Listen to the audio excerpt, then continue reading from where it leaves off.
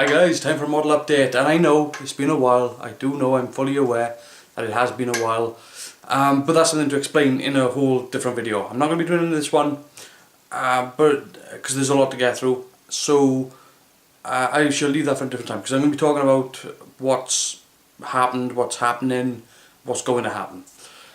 So that's a completely other separate video. Right now I want to talk about what I'm going to be doing, and what I'm going to be doing is scratch building a brand new Red Dwarf model. Why am I scratch building a brand new Red Dwarf model? Because Aztec dummy Lou Dalmeso took some interest in my Red Dwarf model, and I was sort of juggling it whether or not, you know, do I want to let Lou have that model. And at the end of the day, I love that Red Dwarf model that I built, but the fact of the matter is, when I built that model, I had one rough and ready video from Dave's channel which showed Red Dwarf before it was being modified, when it was demolished, when it was just like, you know, all the back was hanging open. I had one 3/4 forward 3/4 view photograph of the model, which was still being modified, and one side-on photograph. So I only had two real bits of reference, and yeah. So when I pieced that model together, by the time Red Dwarf came out, that model that I've built, it could pass as Red Dwarf for a sort of a mid to distance shot. But if you were to take that model and put it side by side with the studio model, you'd suddenly be able to go, right then, that's not right, that's not right, that's not right, that's not right. So for me, now I have a lot of more reference material. I can build a better, more accurate Red Dwarf. And by building a new Red Dwarf, I can also avoid all the pitfalls that I made when I built that one. So I said to Lou, look, this is the situation. I can build it better, I can build it more accurate, I can build it stronger. I would rather do that. And Lou said, go for it. So that's what we are going to be doing. Now, and in the subsequent videos that are going to follow this, we are going to be building a brand new Red Dwarf model. So enough of my yammering. I'm going to bring you over to the bench here, and I'll show you what I'm doing. Moving on. So here we are by my bench, and the first thing I did to make a start on building this Red Dwarf was to actually build it in CGI. And the reason why I built it in CGI was because it allows you to construct the model, get the sizes right, the shapes right, get everything to a particular level, and you haven't wasted any material.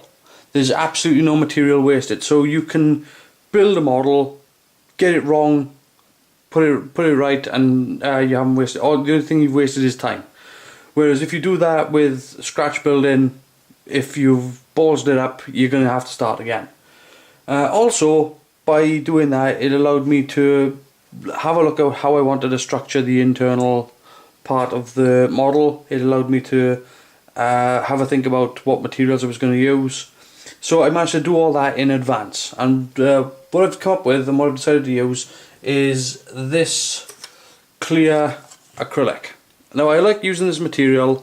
It's a very durable, very rigid material. It's not heavy, but it's a good machinable material. It's easy to cut, and once you've sanded it, it's a great material to bond things to, and you know, paint sticks to it really well. It's just a very, very nice material to use. So this is what I'm going to be building the main structure of Red Dwarf out of. Now, the other thing that building the model in CGI first done for me was it allowed me to be able to pull direct sizes. And one of the things that I did was I printed out this structure here, and this is going to be the front and back of Red Dwarf. So this is going to be the internal structure for the front and back of Red Dwarf, and all I've done is I printed out a couple of these. I've cut them out, I've stuck them to the acrylic, and then I cut those out. Now these are two pieces stuck together. They're not glued, but I've just clamped them together so that I can carry on working on them. You'll see I've drawn several lines here.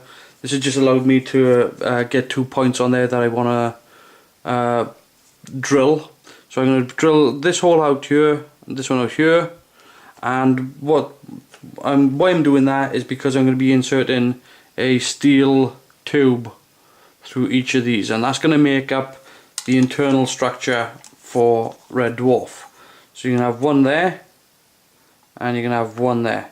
So this is going to be very, very strong. And again, I come to that conclusion from building it in CGI, because on the right side of Red Dwarf you've got a meteorite that's crashed into the hull, and for this particular version of the model, I am going to be putting the decks in. So where the meteorite has crashed into the model, you're going to be able to look through where all the surface of the ship is buckled in, and you're going to be able to see smashed decks and so on. I'm not going to be putting them all in, obviously, because that's going to be like 700-800 decks, so I won't be doing that, but there'll be enough detail in there to get away with calling it, like, the internal gubbings of Red Dwarf. So the next thing I'm going to do now is I'm going to get my drill. I'm going to drill these holes out. I'm going to insert the pipes. I'm going to move it to the correct distance, and yeah, then I can see how far I got to go for the rest of the evening. I don't know how much I'm going to be able to get through. Depends on how I'm feeling, how well I'm feeling. But hopefully we should be able to get a bit done. So there you go. There's the internal structure for what is going to be Red Dwarf. Now what I did was I put a little bit of glue on each pipe at the same time, put them in place, slid the other piece on carefully so that it didn't move the pipes at all. Then I used my set squares to square it up, and then I gradually moved this piece out. Didn't take, it was only 2 minutes. It wasn't like, an hour. It was just like, 2 minutes to do the entire lot. But I just moved it out so that and I moved it down the set square. I used the other set square then to make sure that it was perfectly vertical, and I've checked it now, and it is absolutely spot on from pretty much any axis I can look at it from. So yeah, it is absolutely 90 degrees, and they are now 90 degrees with each other as well. So yeah, I'm very happy with that. What this means now is I can start to put on the extra pieces of skeletal structure that's going to hold the rest of the model in place, and it's going to allow me to put in place what is going to be the stand. So I apologise for the noise, but what it is, I've got my 3D printer working on something structural that I'm going to need for Red Dwarf. But the 3D printer, it's a good tool, but it's not the be all and end all of scratch building. And what I'm doing now is I'm currently where on the side of Red Dwarf an asteroid has smashed into the side of the ship. All the decking, the outer skin has been ripped, and all the decking's been buckled in, and you've got some broken and exposed decks, and that's what I'm working on now. So what I've done is I've taken one of the templates that I printed out, and I have worked out roughly where the decks are exposed, and I've divided it up, and I know that it's just south of the middle of the ship, and it's just past the centre line as well. So I've cut this piece here, and what I'm going to be doing is I'm going to lay this onto some good old-fashioned styrene, like so. I'm going to cut 2 of these. I'm going to build a box section that will fit inside the model, and then I'll put all the exposed decking on this. And I'm going to do this first because obviously, because it's going inside the ship, I need to build this before I do anything else. So I'm going to get on with building these exposed decks and see how it goes. So I'm starting to glue this together, and what I'm doing now, I put a blob of glue on this bit of paper, and I'm just going to run this edge through it, just so there's a light coat of glue on there, and then I'm going to attach it to this at a 90-degree angle. So I'll put that on there, that on there, and you know, you might be going, well, you know, how do you know if you're eyeballing it that it's 90 degrees? And the truth of the matter is, basically,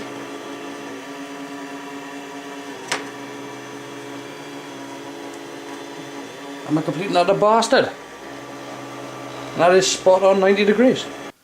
So where are we at? Well, this is how the open exposed part of the ship is starting to look. All I've done so far is I've just laid in, these are just resin castings that I had, that I just broke up and stuck in. There's bits of Star Wars kit there, there's bits of Warhammer stuff. So what I've done, the only reason I've put these in is because I don't want to be able to, should you at some weird angle be able to see through the decks, I don't want you to be able to see the back wall. So I've put these in there, they're just there for filler, really. This bottom piece here is made up of a couple of pieces, and I've got a piece of square tubing in there that I've gnarled up. The same here with the ends of this styrene. I've just literally gone around it, I've just scuffed all the edges and just bent them all up. I've started applying strips of styrene, and this is brass that I put on. This one needs reattaching, but I've started putting that on and bending it all into shape, so that it just looks like something's crashed into there. This isn't the outside of the ship, by the way. This is just the outer skin of the inside of the ship, if that makes sense. So what I'm doing now is I'm starting to build the decks, because what you've got to remember is that an asteroid has crashed into here like this, so you have to fill up all that sort of negative space with broken decking. And how I'm building the broken decking is that I've got some 2mm styrene, and this is going to be used as a spacer, and then over that I lay I've got some 0.5, which makes the plate. I just scuff up all the edging, and then I'm laying in then the vertical and horizontal pieces. But I've also got these are the legs of an LED, and I've got a load of those cut. I just happen to have them actually, and what I'm doing is I'm bending them into shape, and when I glue it together it looks like this. So it gives you plenty of sort of detail in there for the thing. You can see how I've just jaggeded up all the edges and everything, stuck in blocks, put in the bits of wire and whatnot, and just arranged it. Sometimes I've drilled holes, and I don't know if you can see it there, but some of them are actually suspended, so there's actual, they're not just stuck to the bottom of the plastic, they're actually jutting out of it. So that then would go sort of in here like this, like so, and over the top of that then, where's it to? I'm going to lay another piece like so, and that would be one layer. So I'm going to keep doing that so that when you look inside the model you'd be able to see sort of all this sort of smashed up decking and everything. Now the big problem we've got with Red Dwarf is the size of it. Because of the scale that they use and how big the ship is supposed to be, you're never going to get an accurate representation of smashed up decking. The scale of this model is 1/15,950. So basically this, just to give you some idea, the thickness of this needle here, this bit of metal, this leg, the actual thickness of that is about the same size as a house. So it's an enormous ship. So you're never going to get, you know, the actual accurate representation realistically. But this isn't real. This is art, and so what you end up with is an artistic representation of something that's been smashed to bits. So there you go. This should give you a better idea as to exactly what I'm doing. Basically, I've just taken the sheet now. I've cut a hole in it. I've gnarled up the edge. I'm going to gnarl up that a little bit more so it's a little less clean. But you can see where I've put that in there now, and basically what's going to happen now is this hole is just going to get wider and wider and wider, and then it's just going to be a load of decks smashed in on the sides, and obviously the front as well. So it's going to be tapered in this way and this way as well, so that so again it's kind of going to look like, you know, sort of a massive asteroid has just plunged into it. So and don't forget, this is upside down. So but yeah, that's something of what it's going to look like. There's just going to be layers upon layers upon layers now. So yeah, I'm going to keep cutting. I'm going to cut a few more of these now and start putting these in, and we should end up with a sequence of smashed up layers. Moving on. So this is how the damaged decks are looking so far. I've almost got one side complete, and there's lots of greebles in there everywhere. Some of them you won't see, but it's I put them in there because I don't know exactly how much you're going to see. So I have to put detail. I won't be able to put detail in after the fact. Now I'm doing the bottom layer here, and what I'm using for the bottom layer, and what I'll be using for the outer skin for this, is a product called Foamex foam board, and this is it. It's a very soft plastic. It's a very strong, soft and easy and very malleable plastic, and it also happens to be what they actually used on the studio miniature. So it's nice, isn't it? So I'm actually using a material that was actually used on the studio model. Now the reason why I'm using it is, again, it's easy to form, but I'm also using it to form damage. And if you look at something like this, let's put a bit of shadow there. You can see how you sort of shape the edge. Let's see if the camera will focus. There you go.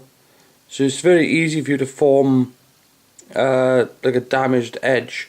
Plus you still get a flat inside as well. So you've got an edge to glue things to. And it's really easy to do. You just start chipping the edge with a knife, and you just go along it. I mean, you can cut out as much as you like, but I'm cutting it out at an angle here, right across the edge, like that. And then I'll start chipping out more bits here and there, just randomly. And I'll fashion it into a curve. And once I've done that, I can take one of my files and I can literally just scar it like that. And putting these scars in are going to help a great deal with the shape of the damage. It's going to make it look like it flows in. So yeah, I'm going to crack on with that and then fit that in place. And there you go. That's it. After what I've done is I sprayed it light grey. I went over it then and with gunmetal. Give it a couple of coats of red in places just to sort of bring out the colour that I wanted. Went over it again with another wash of black, and then I done all the highlighting with a silver. So it picks up on the detail and gives you a lot of shading to give you some shape, and it looks pretty good. It's a shame we're not going to see half of it, but yeah, I think that works really well. So that is this piece. I think done. I don't think I can do any more to this now. It's on with making the rest of the ship. Okay, what we have here now is a load of plasticine clay, and I bought these in packs from I think it was a Hobbycraft or something like that. It's it's a good moulding substance to use. I actually bought it to do two-sided moulds, but what I'm going to be using this for now is to work on the asteroid. But the first thing I need to do is I need to warm this up, and then I can start shaping it, because whilst it's in its current state, it tends to be first of all, it's difficult to work with, and then it's also brittle and snaps.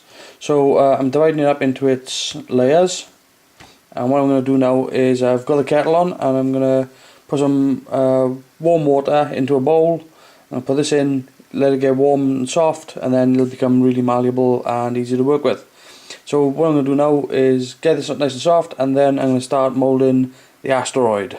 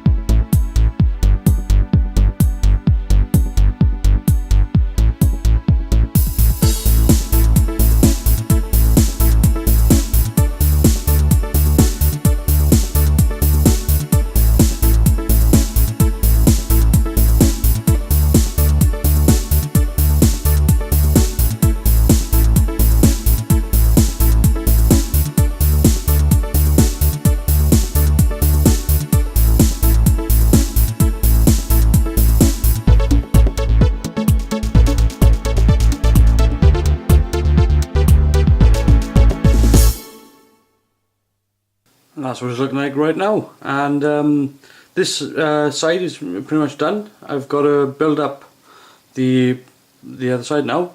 But as you can see, I've peppered it so that it's got plenty of craters on it. I've tried to match it as close to the studio miniature as possible. But I mean, obviously, I haven't got a perfect, you know, sort of 360-degree view of the model asteroid that they built. So obviously I'm basing it off the views that I can see, so that's sort of the way up. No, that's the right way up, like so. So yeah, it's looking okay. There's a little bit of smoothing out in places that I got to do and so on, but yeah, it's looking a lot like the one that they used on the TV show. So I'm gonna crack on and keep adding to this now, and playing around with the shape of it, whilst also adding some of the smaller craters, and hopefully I can get this latexed up and moulded ready for casting. So all I'm doing now, this has just come out and it's quite solid. So what I've got here is some Woodland Scenics latex rubber, and I'm just going to make the glove mould for this. Basically, it's just going to be a case of taking some latex and applying it. Now, I'm not using silicone for this. I'm using latex to make the glove mould. It's going to take a couple of coats to do, but yeah, it's going to work pretty well. Once I've got this on and the plaster mother mould, this is going to work just fine. So I'm going to spend some time now giving this a coat. I'm not putting it on too thick because I need it to dry relatively fast. So I'll do it in thin layers, which it shouldn't take too long to dry. Actually, it should only take about once I've done the first coat, it should take about 20 to 30 minutes, given the temperature of the room. It can go quicker, but yeah. So I'm going to give this a coat of latex all over, and then let it set, and then do it again. It should only take about 3 or 4 coats to before I can actually put the plaster over the top of it. It shouldn't take that much. So here we have the mother mould here, and it's just the plaster shell, made out of the plaster bandage, and it's literally, you know, all I did was I cut it into small sections. Sometimes I cut it in half just to make the strips, just to lay those down first. But then I laid the sort of solid bandage in pieces of like that over the top, just to form the shell. Didn't even use all the bandage. You can see how much I've got left. Doesn't have to be much, because this is going to be destroyed pretty much. Not entirely. I'll try to save it. What I'll do is I'll put the resin in here, and once the resin's hardened, I'll probably just cut it down the back and try to open it, so I can probably use it more than once. But yeah, the jacket itself is just a thin latex sheath. We pop it back in there, and it just fits straight back into where it came from. I've lubed the inside so that it'll release the resin. And basically all I'm going to do now is I'm going to mix up some resin. I'm going to pour it in. I'll just swish it around to make sure it coats the entire thing. I might have to do it maybe 2-3 times, and then that should give me the asteroid that I need. So here we've got the asteroid out of the mould, and it looks quite good. It looks quite nice. It certainly looks like the one off the studio miniature. And if I take the direct X here, now this is the bottom. That way is to the top. That's the front. That's the back. So this should fit into the decks like so. I'm just holding it in with my thumb. I'm not putting any pressure on that at all. It's just sitting in. It sits in quite nice. There's one or two issues. There's a gap here. There's another gap here, but there's a massive gap there. This huge gap, and it's literally sort of from the way that I moulded it, to be honest. Because if you were to put this down on the bench, you notice that there is a gap there. I can get my finger under. That's just because when I moulded it, it wasn't perfectly flush, or it wasn't caved under. However, when I took it out of the mould, I didn't destroy the mould. The mould just come out. It sort of come out that way. So I've still got the mother mould there and the glove mould, and it just flops straight back in. Provided that you've got nothing in there, it should just sit back down nicely. Provided that you've got it oriented the right way. Oh no, there's a piece in there, no wonder. And yeah, that fits back in now. I can put a little bit more resin in there. I can just swish it around again, take it out, and I can use those pieces to fill those gaps. Okay, now I've given the asteroid a quick coat of primer, just to start having a look at the cleanup bit where I can see lines. I can actually see fingerprints where I was handling the clay, so I can start taking that out now. My idea now for actually backfilling the asteroid so I can hide these gaps, I was going to do another casting of the asteroid and use bits of that and just chop. That's an awful complicated way of doing it. What I'm actually going to do is I'm going to get some expanding foam, and all I'm going to do is I'll just take the asteroid like this, and I'll put some expanding foam in there. I'll let it fill up over the edge, and I just go around it then with my knife and shape it so that it fits in there. And I've got to put this in the right way so I know, because actually if I compare this to the studio miniature, I know exactly how it's supposed to go in, because it is really close to how the asteroid on the miniature looks. So that's pretty much how it's supposed to go in. It's not quite right. It's more like that. But yeah, easy solution, expanding foam, put it in, and I'll just shape it so that it looks like there's something behind. I'll be fixing it to the top, so I'll put a rod down through the top, and it'll go into the piece here. I'll probably do that before I put the expanding foam in, so that I know exactly where it's supposed to go. So I'll do the expanding foam, and then I can keep forming it from that one location. But that's enough of this. It's time to move back to doing the main body. And right now what I'm doing on the main body is I've added some additional support there for this spine. This is going to be useful for putting the lights and everything on. But also I've got this other piece here which is going to go under there, like so. Looks like a really wide TIE fighter. No,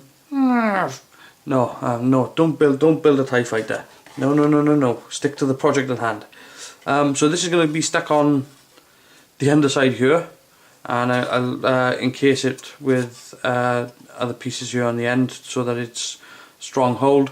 But this is also going to be useful not just for structure but for actually supporting the stand that I'm going to be putting on it as well. So I'm also going to be using some steel tubing for that, and I'm going to get on and start putting that together. I thought you might like to see this as well before I wrap this up. I printed out a front nose cone just because I really wanted some sort of reference so I could see exactly what I was doing, and I wanted something so that I could sort of gauge it. It's not really going to be used for anything. I just done it quickly because I was already in the process of printing off this, and this is going to be the front scoop for Red Dwarf. Now the one that's going to be put on the model is going to be cast in resin. So all I've got to do now is I'm going to glue this down, put it in a box, cover it in silicone and make a mold. I'm not really going to do any sanding or anything to this because there's another plate that's going to sit on the top of this which is going to mount the forks that are going to come off these points here. So there's that, and I've also got the little bit of detail that actually goes behind there as well, so I'll probably do a mould and cast of these at the same time. So this is going to sit sort of in there. The inside core isn't going to go back too far because you don't want this to be hollow in here for several reasons, but the main one is that if you leave this hollow and leave that hollow in there, it stops becoming a model and starts becoming a nest for something to live in. So so it'll come back a certain distance, but then I'll cut it off with some styrene or something like that just to plug it up. Probably spray it black so that you can't see any detail. If you look in there, it'll just sort of fade into darkness. But there will be a light in there as well, so that this actual whole section here lights up. Oh, helps if I'm in frame. Yeah, so all that lights up. So yeah, I'm gonna mold and cast these. I've got to finish off doing the structural support for this, like so, and put the stand on. And then I've got to cut more pieces and then to start putting it on the outside. I've also got to put the power in as well. Once I put the stand in, I can put the power in and the lights, and then we can start building up the shell. And that's where I'm going to leave that. Well, I'm going to leave that there, and I'm going to say to you guys, honestly, I've been feeling pretty good today. Pretty good. Not bad yesterday, pretty good today. I don't know whether it's because my medication have kicked in or whatever, but yeah, I noticed that I managed to get a lot done between today and yesterday. I got more done between today and yesterday than I did all last week. Like just loads done. So hopefully I'll continue to improve, and I can keep getting more done as well. But yeah, I'm going to leave that there now, and hopefully there'll be another video next week. And I'm going to say to you guys that, look, if you've watched this video and you like this video, then just give me a thumbs up on the video. Don't cost you anything, and it only takes 2 seconds. You know, it's nothing, but it would mean a lot to me if you did. Also, if you haven't already, subscribe to my channel, because again that means a lot to me as well. And if you've got anything to say about this video, then feel free to leave it down in the comments down below. And I'm pretty good with the comments. If you say something that or ask a question or something, I'm usually pretty good with the responses. So that's the end of this video, and I'll see you later, guys.